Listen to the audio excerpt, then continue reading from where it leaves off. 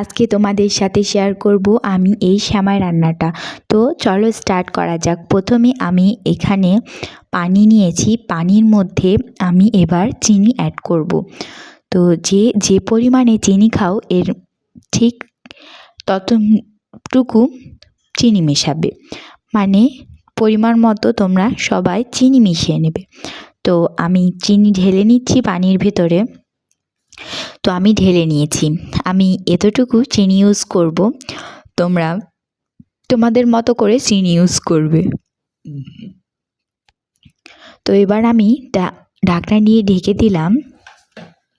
এবার আমি কিছুক্ষণ ঢাকনা দিয়ে ঢেকে রাখবো, যতক্ষণ এটা হালকা হালকা মানে চিনিটা গলে না যায় পানির মধ্যে, ততক্ষণ পর্যন্ত।